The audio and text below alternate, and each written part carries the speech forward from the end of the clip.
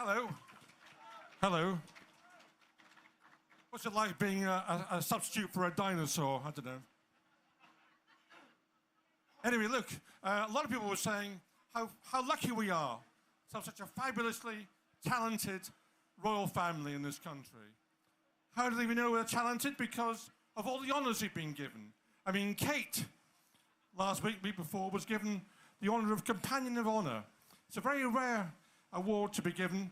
You get it for specialising in the arts, in science, showing extraordinary ability and making a real mark. And obviously, Kate has done that, has she not? And then you've got Camilla, who's become the Grand Master of the Order of the British Empire. You know the British Empire, don't you? It's South Georgia, Pitcairn Island, and Rockall. You've got Prince William, who's now become Order of the Bath, whatever that is. I'm sure it's very worthwhile having. And it's not just outstanding achievements that the monarchy celebrates, it's also extraordinary bravery. King Charles has got 31 medals, at least, I've lost count, at least 31 medals. What extraordinary bravery he must have shown to achieve all these medals. He is a 5-star general in the army, a 5-star air marshal in the Air Force, a 5-star admiral in the Navy. Well, it's only fair because he did captain a coastal minesweeper several decades ago for a short period. And he's only crashed a plane once, so that's fair enough, isn't it? You may ask where all these medals come from. They come from themselves, because the royal family is so arrogant and self-serving, they give themselves medals. That's why they get them. I think it's quite a good idea. I'm going to give myself a medal as most honourable keeper of the belfry. Sounds nice, doesn't it? I've done nothing to deserve it, mind you, but that doesn't stop the royal family giving themselves medals. They do it all the time. But what an absurd royal family we have. I mean, monarchies generally are a bit absurd, but this one's particularly absurd. It's the last imperial monarchy in Europe. Other monarchies have at least tried to adapt to the democratic system within which they live. The King of Norway, for example, had to take an oath of allegiance to the Norwegian constitution before he can take his throne. Over here in this country, we are still subjects, not citizens, and we have to take an oath to them. As a member of Parliament for 18 years, I wasn't able to take my seat in Commons until I'd taken an oath of allegiance to the unelected head of state. What a curious arrangement for a democracy to operate. Absurd, you might say.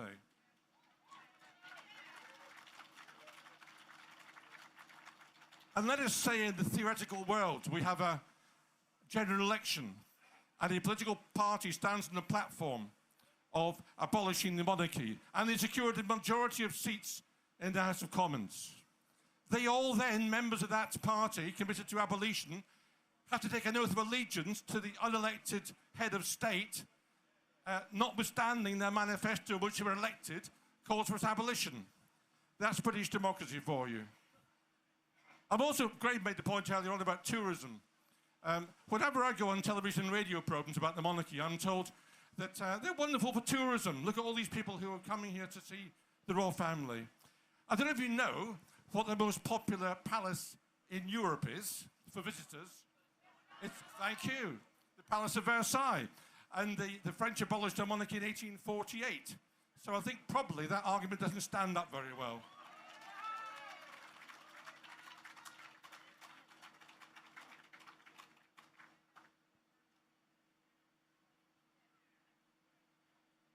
Now, this is also not just a monarchy that gives itself medals, it's a monarchy that sorts the law out for itself. You better be aware of this. It's in my book, by the way, a quick advert for my book, which is called, And What Do You Do? Because that's what the royal family asks you when you meet them. What do they do? I think it might be more appropriate to ask. If you don't answer the question satisfactorily, the second question is, have you come far? To which the answer should be quite far. And that's the end of the conversation you have with them.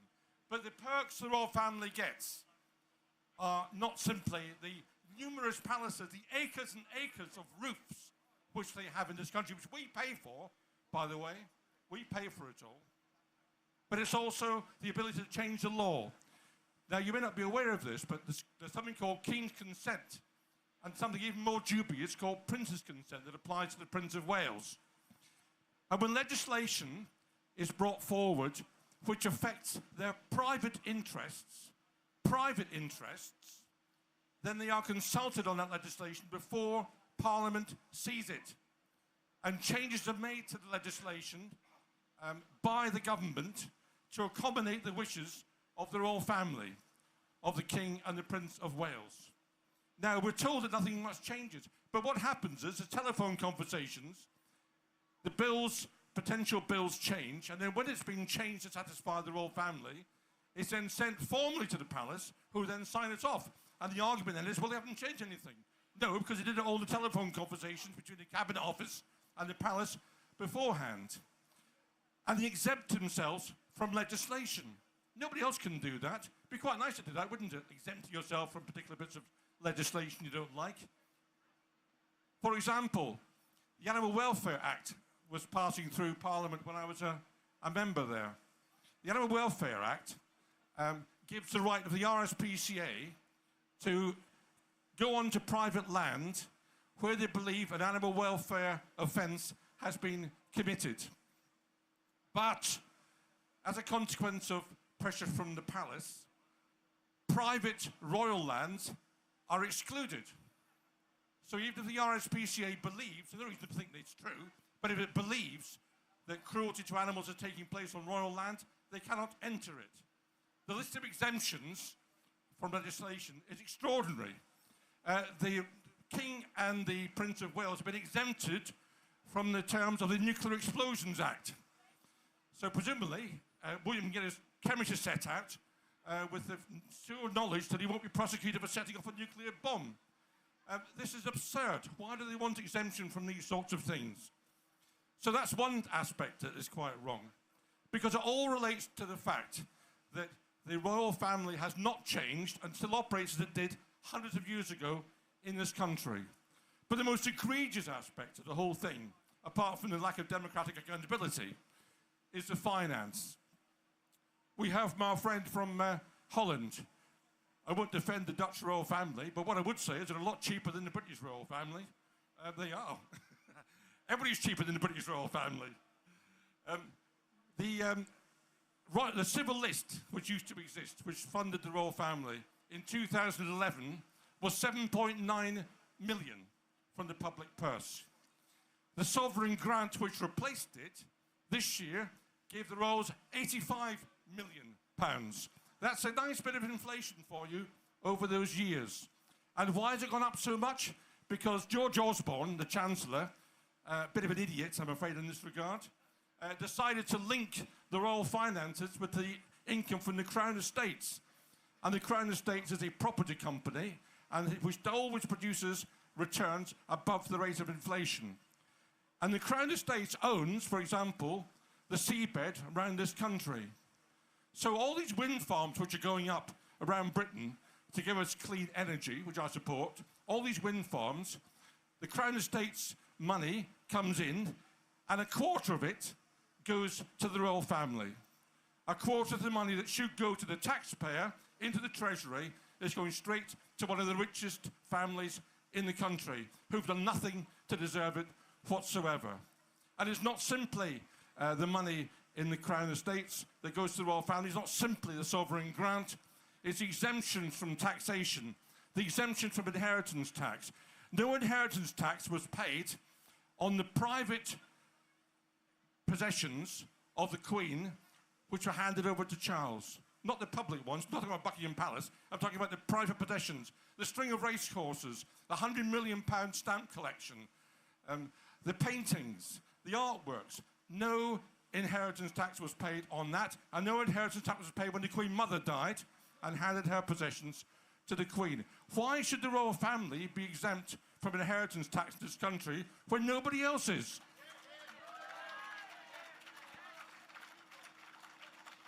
Then you look at the duchies, the Duchy of Cornwall and the Duchy of Lancaster, which are royal slush funds. That's what they are, royal slush funds. Those duchies should have been handed along with the rest of the crown properties to the government in 1760. The only reason they weren't is because they were valueless at that time. The Duchy of Lancaster, I think it was that one, was estimated to produce a return for the monarch of less than £1 that year, so they were ignored. They are now multi-million pound operations that provide a £20 million plus slush fund income for the King, the Duchy of Lancaster, and a slush fund for the Duchy of Cornwall for Prince of Wales. Now, Prince of Wales argues, and Charles argues very carefully and very assiduously, that the Duchy of Cornwall is so-called private estate. It's not public at all, it's a private estate. Notwithstanding, it's been held responsible for particular infringements by people like the Environment Agency, which can only apply to public-owned land. But if it's a private estate, why are they paying no capital gains tax? Why are they paying no taxes that private estates pay, which are other private estates in this country? They want it both ways. They want all the benefits of privacy and secrecy, and they also want the exemption from tax that would apply to a public arena. That is what they do. They maximise their income at our expense. You know, the royal family was worth nothing in 1760. That's why George III came to an agreement with the Parliament of the day. Now they are worth billions and billions and billions. Where's that money come from? It's not come from their own endeavours. It hasn't been winning on a horse race, has it? It's come from the public purse. It's come from exemptions from taxation. It's come from overseas countries that have exploited. That's where it's come from. It is dirty money. It should not belong to them. Now, you might have seen that Charles is going to charge you money to go to a Balmoral. £100 a time, I think, to go and see a couple of rooms. You should have done the same with the Castle of May up in the north of Scotland, one of the other hundreds of houses which the Earls have got access to, which your mother used to own. £100. Balmoral, a private estate, so he says. Like Sandringham, a private estate. Why are these estates private? Why have they got them in the first place when they were bankrupt in 1760? The answer is that Prince Albert, on behalf of Queen Victoria, went to the government of the day and said, we haven't got any money, we're desperately short of money, you must increase the amount of money that comes from the ordinary person in the street and give it to us. That's what you have to do. Otherwise we can't carry out our duties. Not that they ever carried them out anyway properly in those days, or now. But that's what they said. So the government of the day said, okay, Your Honour, your king, the monarch, you must have what you want. And they gave him a huge amount of money in order to make up the shortfall which they'd been told existed. That shortfall didn't exist at all. The money that was given by Parliament to Prince Albert and Queen Victoria was used not for them to carry out their duties, but to buy Balmoral and Sandringham and Osborne House in the Isle of Wight. There's a phrase really for when you take money from the public purse and use it for the wrong reasons, and I know this as an MP, it's called fiddling their expenses. That's what they were doing, fiddling their expenses. Those properties should belong to us, not to the royal family. They were procured under false pretenses in Victorian times.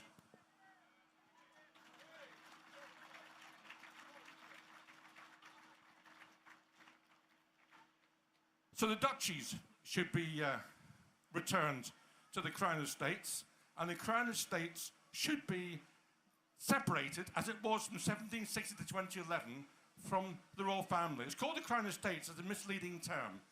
They were publicly owned assets given to the country in 1760, and it's quite wrong that the monarchy derives money from the Crown Estates these days. So the duchies should be returned to the public purse. They should be returned to the Crown Estates. So I say to Charles, pass the duchies to the Crown Estate. That's a musical joke, by the way. Now, we're told in this country that, that almost half the population at any one time favours the abolition of the monarchy. At the very least, even the monarchy is at its most popular, 25% of the population want the monarchy to go. Now, there are 650 MPs in the House of Commons. So even the 25%, if I do my maths properly, that's about 170 MPs, 160 MPs who ought to be Republican. But how many can you find that will actually come out and say anything? When I was a member of Parliament, there was about 5 of us who would say anything from the Labour and Lib Dem parties, and no one from the Conservative Party, of course. Where are they now? I don't think I know any MPs, apart from possibly Chris Bryant, who share this view publicly. But you know, when you speak to them privately, they all say how terrible it is and how the monarchy doesn't make any sense and how it really should be changed. Either changed or abolished. But they won't say so publicly because they're frightened of losing votes. Typical for me was Charles Kennedy, my old leader, back about 20 years ago.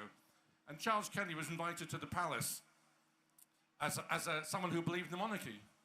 And he came back from the palace and said to me, I can see why you wanted a republic. That was his reaction, having been close up to the royal family. And the truth is, the closer you get to them, the less attractive they are. Because the spin that you see out there, the spin you get in the newspapers, is far away from the reality. What's in the newspapers? It's all rubbish. What colour fingernails has Kate got today? What has Princess Charlotte got? Isn't that a lovely photograph of Princess Charlotte? Oh, did Kate stand out of that car and twist her leg? And it's all just bollocks, to be perfectly frank with you.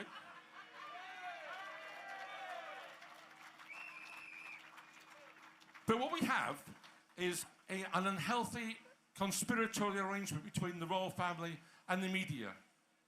Because the media wants pictures which the public then want to soak up, apparently. You know, in my local paper, The Argus, Prince Harry and Meghan came down to Brighton. The first time they'd been to Sussex, by the way. They were called the Duke and Duchess of Sussex. They hadn't even been there before, but anyway, they were called the Duke and Duchess of Sussex. The Argus, quite a reasonable paper normally, managed to fill 23 pages of this visit. I mean, you wonder what on earth he managed to do. I mean, what a challenge for the journalists to fill 23 pages with guff like they managed to do.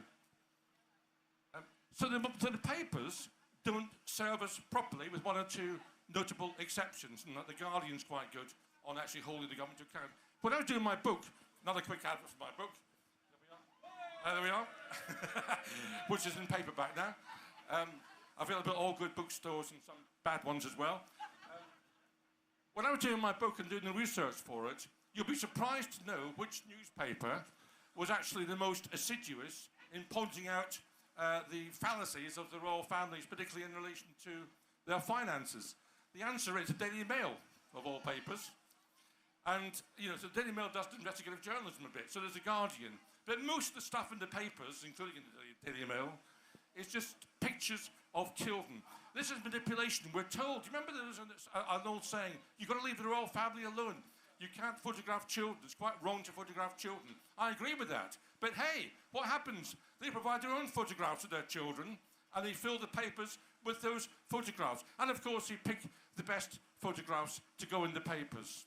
And we're all told they're very adorable. Well, I'm sure any 9-year-old kid or 6-year-old kid can look adorable if you take enough photographs and get the right photograph to go in the papers. Come back to Kate's honour for the arts and science. That wonderful achievement she got has made a Companion of Honour. I wonder whether the award for that was for creative doctoring of photographs.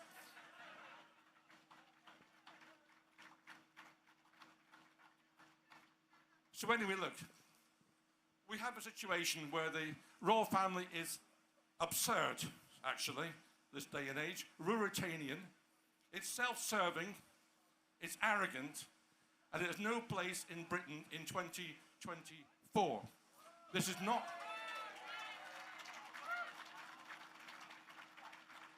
Someone should tell them this is not 1724, but 2024. It's time to move on. So, thank you for coming along today. Do support Republic. Make sure you go to one of the stores and leave your email address. And we can only hope that over time, the common sense of the British public will change the monarchy. I don't think the political parties will. Keir Starmer certainly won't. But let's hope that there's pressure from below. And the pressure from below can change things. You look back at history, think campaigns like the suffragettes. Public pressure can work. So please do what you can to produce that pressure and get the change we want.